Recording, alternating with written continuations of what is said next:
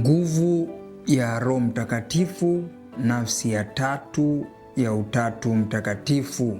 Tambua na kufahamu chanzo cha sakramenti ya kipaimara. Ni Dominika ya 6 ya Pasaka ambayo tunaalikwa tunakaribia zaidi katika sherehe ile ya Pentekoste, na hivyo kutaka kufahamu vitu mbalimbali. Tafakari hii katika Dominika hii itatupeleka kuona ahadi ya Bwana wetu Yesu Kristo juu ya kumtuma Roho Mtakatifu, lakini pia Roho Mtakatifu ana kazi gani katika maisha yetu, lakini pia kujua chanzo na asili ya sakramenti ya kipaimara katika kanisa. Pengine unakuwa una maswali mbalimbali kujiuliza, sakramenti ya kipaimara ni nini? Nani anayetakiwa kupokea sakramenti hiyo ya kipaimara? Nani ambaye anahudumu ama mtoa huduma hiyo ya sakramenti ya kipaimara? Na je, ninapopata sakramenti hiyo ya kipaimara ninapata matunda gani? Tafakari hii katika Dominika hii ya 6 ya Pasaka itatuongoza katika hayo. Na hivyo nipende kukualika uendelee kusubscribe katika chaneli hii ya Lux Fidei, mwanga wa imani, ili uweze kuendelea kupata maudhui mbalimbali kuhusiana na imani, tukichukua katika vyanzo vikubwa vitatu: maandiko matakatifu, mapokeo matakatifu, pamoja na mamlaka funzi ya kanisa. Karibu katika tafakari hii Dominika ya 6 ya Pasaka.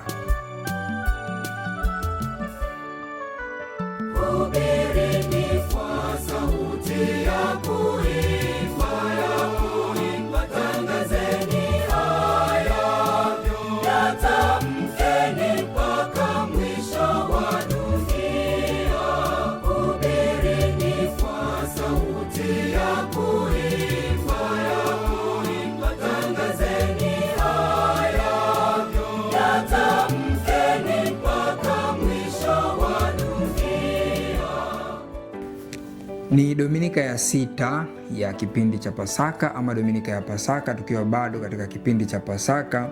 Ni Dominika ambayo inatuvuta, inatusogeza karibu kabisa na sikukuu ama sherehe ya Pentekoste, kushukiwa ama kuvuviwa ama kuvamiwa kwa Roho Mtakatifu na kuanza kwa kanisa la mwanzo. Katika Dominika hii ya 6, kitu cha kuvutia ni kwamba tunapata muendelezo wa kile ambacho tumekizungumza katika Dominika iliyopita, kwamba ile hotuba ya kuaga kadiri ya Injili ya Yohane sura 13 mpaka sura 17.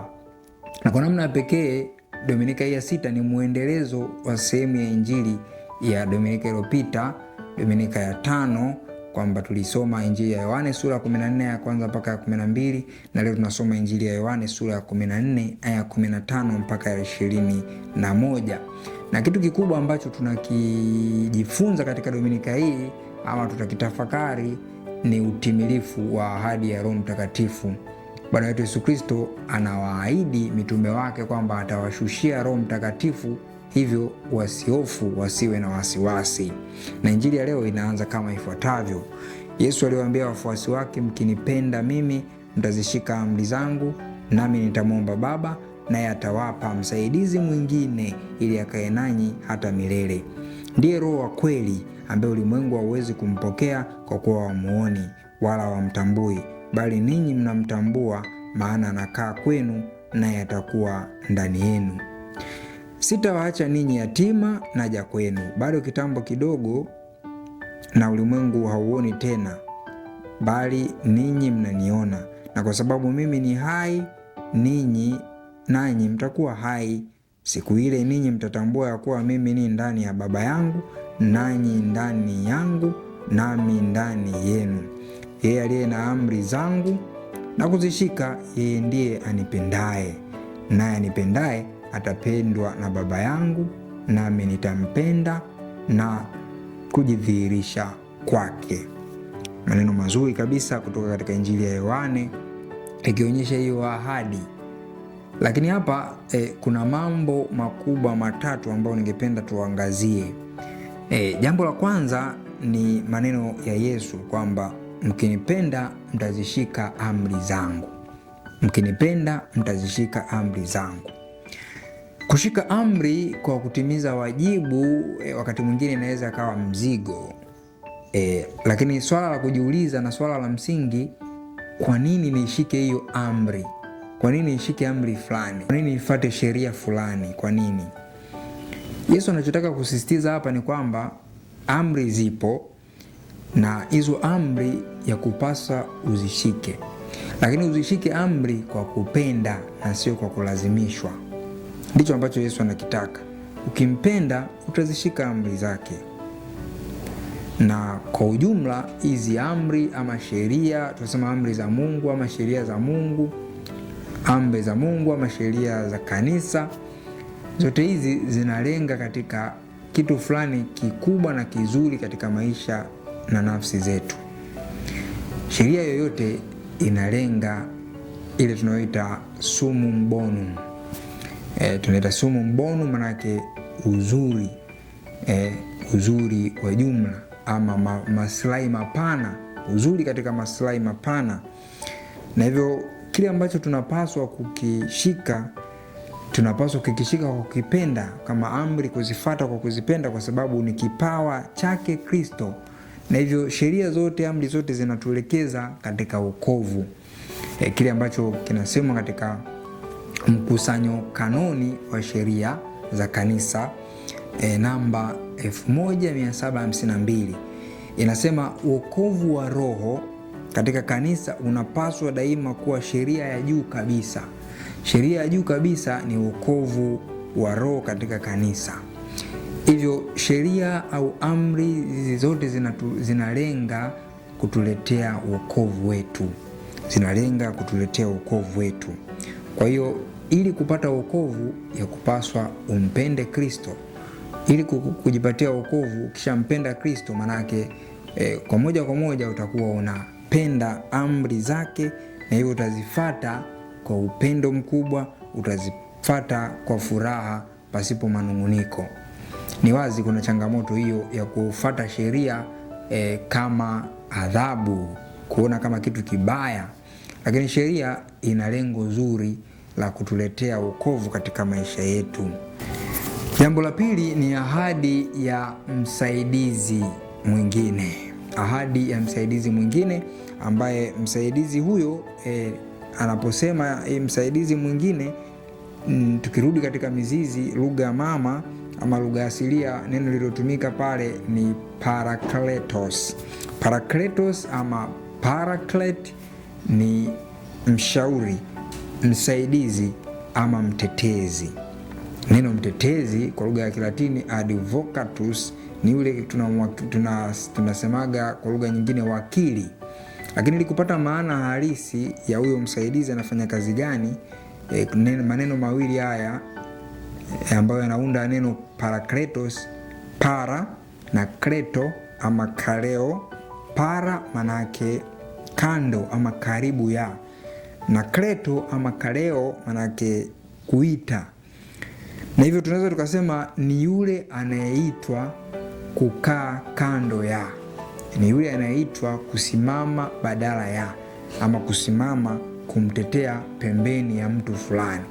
Ndicho ambacho kinafanyika katika muktadha wa sheria mahakamani.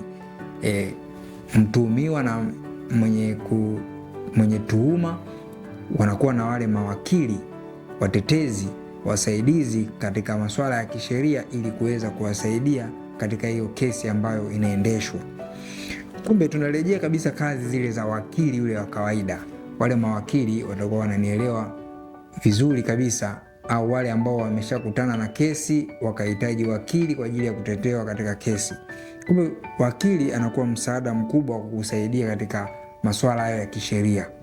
Sasa kwa upande wa kimungu, utatu mtakatifu katika fumbo, nafsi ya tatu, Roho Mtakatifu, Bwana wetu Yesu Kristo anasema huyu Roho Mtakatifu, nafsi ya tatu ya utatu mtakatifu, ndiye wakili, ndiye mtetezi anayetutetea katika maisha yetu. Na hivyo Yesu anazungumzia ujio wa huyo Roho Mtakatifu. Roho Mtakatifu ni nini? Ni Roho wa Mungu, Roho wa ukweli anayesema, ambaye Waebrania wanasema ni ruah.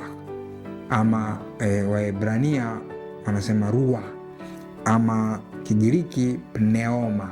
Pneuma ikiwa inamaanisha ni pumzi, ikiwa inamaanisha ni upepo, ikiwa inamaanisha ni roho. Hivyo kwa namna moja au nyingine hataonekana tofauti na nafsi ya pili, Bwana wetu Yesu Kristo ambaye tulikaa naye. Na hivyo katika injili hii anasema maneno mazuri kwamba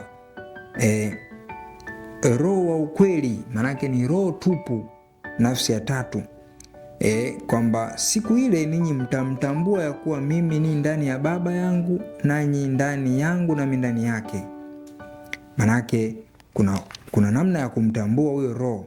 Kumbe kuna wengine watashindwa kumtambua, na huyo roho ukishamtambua atakusaidia kukufunulia siri ya Utatu Mtakatifu, kwamba Yesu Kristo yupo ndani ya Baba na Baba yupo ndani ya Yesu Kristo, na watu wawili wapo ndani ya Roho Mtakatifu. Kwa hiyo Roho Mtakatifu anajifunua katika nafasi hiyo kwamba ni nafsi ambayo haionekani, na itaonekana kwa wale tu wenye imani. Je, nina imani na nguvu ya Roho Mtakatifu? Roho Mtakatifu ana nguvu, nina imani kwamba ananisaidia katika maisha yangu. Na jambo la tatu analosema Yesu, sitawaacha yatima. Sitawaacha yatima. Neno lilotumika katika lugha msingi ni orphanos. Orphanos ambayo tunapata neno la Kiingereza orphan, ambayo inamaanisha yatima. Ni yule mtu ama mtoto aliyefiwa na wazazi wake wote, na katika mazingira hayo anakuwa mpweke, ameachwa. Sasa tukio hili la Yesu kuondoka katika ulimwengu huu, kwa maana ya mateso, kifo, ufufuko na kupaa kwenda kwa Baba, anatupa ahadi kwamba hamtakuwa yatima, msihuzunike, msivunjike moyo, mimi bado nipo nanyi, lakini kwa njia nyingine ya nafsi ya tatu ya Utatu Mtakatifu, si mwingine Roho Mtakatifu, ambaye Roho Mtakatifu atatuondolea hiyo hali yetu ya uyatima, na hivyo tutakuwa sio yatima, tutakuwa tuna mtetezi, tutakuwa tuna mtegemezi, ambaye tunamtegemea ni Roho wa ukweli, ni Roho wa ukweli. Na hivyo kupitia yeye ambaye atashuka, atatuvamia katika sikukuu ya Pentekoste, tutaelewa fumbo zima la Utatu Mtakatifu kupitia huyo. Na fumbo hili la Utatu Mtakatifu ndio fumbo kuu la imani ya Kikristo. Ni fumbo kuu la imani ya Kikristo, ambao kupitia huyo Roho Mtakatifu tunapata nguvu za kuamini hiyo, lakini tunapata nguvu ya kuliamini hilo fumbo, sio tu kuishia kuliamini, lakini kuwa na nguvu ya kuendelea mbele zaidi katika kuwasaidia watu waweze kupata wokovu. Na kazi za Roho Mtakatifu, karama za Roho Mtakatifu, mapaji mbalimbali ya Roho Mtakatifu ambayo tunayapata yanatusaidia kusimama imara katika imani, na ndio tunapata msingi wa sakramenti ya kipaimara. Tunapata msingi wa sakramenti ya kipaimara tunaposoma somo letu la kwanza kutoka katika kitabu cha Matendo ya Mitume sura ya 8 aya 5 mpaka ya 8, kwamba Filipo aliteremka katika mji wa Samaria akihubiri Kristo. Tukumbuke kwamba huyu Filipo ni mmojawapo wa wale mashemasi 7 ambao tuliangalia Dominika iliyopita, na katika kuwafuatilia hao, huyo Filipo anafanya kazi kubwa, kutoa pepo wachafu, waliopagawa na mapepo wote aliweza kuwasaidia. Alishuhudia imani yake kwa watu ambao walionekana hawana imani, watu wa Samaria, kitu ambacho kinawamvutia mpaka wanaongoka, wamekubali neno la Mungu, na hivyo Petro na Yohane wanakuja kwa ajili ya kuwawekea mikono. Ndicho kile ambacho tunakiita sakramenti ya kipaimara. Sakramenti ya kipaimara ni nini? Sakramenti ya kipaimara, kuielewa zaidi, tulianza tukasoma katika katekisimu ya Kanisa Katoliki ambayo inatuelezea nini maana ya sakramenti ya kipaimara. Katekisimu ya Kanisa Katoliki namba 1285 anasema, pamoja na ubatizo na ekaristi, sakramenti ya kipaimara hufanya sakramenti za kuingizwa katika Ukristo, ambayo inakamilisha sasa sakramenti za kuingizwa katika Ukristo, ambazo umoja wao lazima uhifadhiwe. Kwa hiyo inatakiwa kuwaeleza waamini kwamba kupokea sakramenti hii ni kwa lazima, ili kukamilisha neema ya ubatizo. Neema ya ubatizo inakamilika na sakramenti ya kipaimara. Kwa kweli, kwa njia ya sakramenti ya kipaimara, muungano wa wabatizwa na kanisa hufanyika kuwa mkamilifu zaidi, kwani wanatajirishwa kwa nguvu ya pekee ya Roho Mtakatifu, na hivyo hulazimika kwa nguvu zaidi kueneza na kuitetea imani kwa maneno na matendo kama mashahidi wa kweli wa Kristo. Ulipopata sakramenti ya kipaimara, na yule ambaye anatamani kupata sakramenti ya kipaimara, unatambua kitu ambacho kinafanyika baada ya kupata sakramenti hiyo ni kuwa shahidi. Kuwa shahidi wa imani, kuitetea imani kwa maneno, matendo, na kuwa tayari kuwa askari hodari wa Bwana wetu Yesu Kristo. Sakramenti ya kipaimara katika mpango wa Mungu wa wokovu. Katika mpango wa Mungu wa wokovu, sakramenti hii tunaona tangu mwanzo katika nyakati za mitume wanafanya kile ambacho kinafanywa katika adhimisho la sakramenti ya kipaimara. Tukisoma vizuri hapa tunaelewa kile kinachofanyika. Na mitume waliokuwa kwa Yerusalemu waliposikia kwamba Samaria imelikubali neno la Mungu, wakawapeleka Petro na Yohane, ambao waliposhuka wakawaombea wampokee Roho Mtakatifu, kwa maana bado hawajawashukia hata mmoja wao, ila wamebatizwa tu kwa jina la Bwana wetu Yesu Kristo. Ndipo wakawawekea mikono juu yao na wakampokea Roho Mtakatifu. Kumbe sakramenti ya kipaimara unapewa mara baada ya sakramenti ya ubatizo. Pata kwanza sakramenti ya ubatizo, ndipo sakramenti ya kipaimara.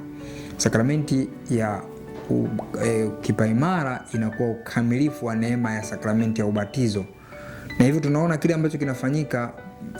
Mhudumu wa sakramenti hii ni nani? Mhudumu wa sakramenti hii wa kwanza kabisa ni askofu. Askofu ndiye mhudumu wa kwanza wa sakramenti hii ya kipaimara, kwani kupitia sakramenti hii sakramenti ya kipaimara katika mpango wa Mungu wa wokovu. Tangu mwanzo tunaona mwanzo wa utume wa hawa mitume, tunaona Petro na Yohane kwa namna moja au nyingine wao kama maaskofu wa hudumu wa sakramenti hii, kwamba yule shemasi Filipo baada ya kuwaimarisha kwa neno la Mungu mpaka wamebatizwa, wamepata imani, wanachohitaji ni sakramenti ya kipaimara.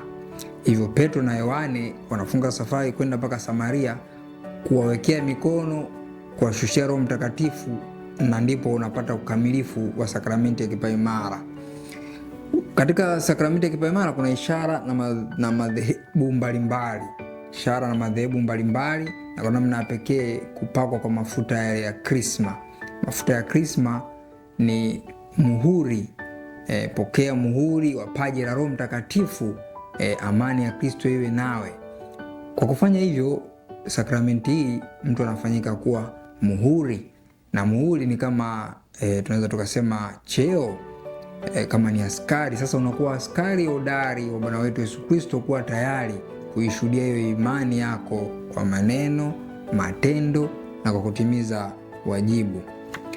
Na hivyo sakramenti hii mwisho wa siku ina matunda. Sio tu unawekewa, bali unampokea Roho Mtakatifu, lakini pia kuna matunda mbalimbali yanayopatikana mara baada ya kupata sakramenti hii. Kitu cha kwanza, kinakutia mizizi ndani zaidi katika kufanywa wana wa Mungu. Kufanywa wana wa Mungu ni mizizi. Mizizi yako inaimarika katika imani ya kile tunachokiita mwana wa Mungu. Jambo jingine, kutuunganisha kwa nguvu zaidi na Kristo. Roho Mtakatifu anatuunganisha zaidi na Kristo, ule umoja wetu unakuwa imara. Lakini jambo jingine ambalo wanaangazia ni kinaongeza ndani yetu vipaji vya Roho Mtakatifu. Vipaji mbalimbali vya Roho Mtakatifu: hekima, shauri, nguvu, ibada, uchaji, elimu na kadhalika. Yote hayo yanakuwa katika ukamilifu wake. Kukamilisha zaidi kiungo chetu na kanisa, tunaunganika katika umoja na kanisa, na hivyo kwa namna moja au nyingine, kutokana na hayo mapaji ya Roho Mtakatifu, kutokana na zawadi mbalimbali tunazozipata za kufanyika wana, muungano wetu na Kristo, muungano wetu na kanisa, hivyo sakramenti hii inakuwa na umuhimu mkubwa katika maisha ya Mkristo. Pengine nani aweza kupokea sakramenti hii ya kipaimara? Katekisimu ya Kanisa Katoliki namba 1306 inasema, wabatizwa wote ambao hawajaimarishwa wanaweza na wanatakiwa kupokea sakramenti ya kipaimara, kwa kuwa ubatizo, kipaimara, ekaristi takatifu huunda umoja. Inafuata kwamba waamini wana wajibu wa kupokea sakramenti hii wakati ufaao. Kumbe kama unajihisi hujapata kipaimara na ulibatizwa, fanya juhudi za kwenda kupata sakramenti ya kipaimara. Kama mzazi mlezi una mtoto ambaye alibatizwa lakini hajapata kipaimara, mpeleke katika mafundisho, afanye mafundisho ili aweze kupata sakramenti ya kipaimara, kwa sababu ina faida na matunda makubwa katika maisha yake ya kiroho na kiimani. Kumbe wapendwa, sakramenti hii ina umuhimu mkubwa kwetu, na hivyo kupitia sakramenti hii tunayafanywa kuwa askari hodari kuweza kuishuhudia imani yetu kwa maneno na matendo. Tumombe Mungu atusaidie katika Dominika hii tunapotafakari ahadi ya Kristo ya kumtuma Roho Mtakatifu ambaye itakamilishwa katika siku kuu ya Pentekoste na kuanza kwa kanisa, ikitukumbusha sakramenti tulizozipokea za kutuingiza katika Ukristo: ubatizo, kipaimara na ekaristi takatifu. Kupitia sakramenti hizo tunakuwa kweli askari hodari, tunaweza kumshuhudia huyo Kristo katika mazingira yako ya ofisi, mazingira yako ya nyumbani, mazingira yako ya mahali pa kazi, mazingira yako ya kwenye usafiri, vyombo vya usafiri, daladala, mwendo kasi na kadhalika. Unaweza kuishuhudia imani yako kweli? Mfano mdogo tu, watu katika migahawa, pengine watu wengine wanashindwa kusali kupiga ishara ya msalaba kwa sababu ya aibu. Unakuta mtu amepata kabisa kipaimara lakini anafanya hivyo. Tunaposafiri tunasali, tunakuwa tayari kujishuhudia kwamba sisi ni Wakristo wa Katoliki na kujivunia. Kama unapata hiyo hofu, unapata uoga na kujibakisha nyuma, kushindwa kuikiri imani yako, jitafakari na kuona sakramenti ya kipaimara uliyopokea ukupokea bure, bali ulipokea nguvu za Roho Mtakatifu ambaye anakusaidia kuenenda na kuikiri imani hiyo mbele za watu. Tusirudi tena katika Ijumaa Kuu kumkana Kristo kama alivyofanya Petro ama Yuda, bali tuwe watu wenye imani thabiti, tukitambua faida na nguvu na karama mbalimbali tulizozipata kutoka katika sakramenti ya kipaimara. Nikutakie Dominika njema ya 6 ya Pasaka, na Roho Mtakatifu akuangaze katika tafakari yako Dominika hii ya leo, lakini pia uweze kuimarisha wengine, kuimarisha imani yako, kutetea imani yako, kusimamia imani yako, kwa kuwa Mwenyezi Mungu anakupenda, na katika kukupenda huko hatokuacha yatima, hatokuacha uteketee, hatokuacha uangamie, bali anakupa mtetezi, anakupa mlinzi, anakupa wakili, anakupa mtu wa kusimama pamoja nawe kukutetea na kukulinda. Hivyo haina haja ya kuogopa, na Mwenyezi Mungu akubariki. Mimi ni Padri Benjamin Maganga Bundala, na hii ni Lux Fidei, mwanga wa imani.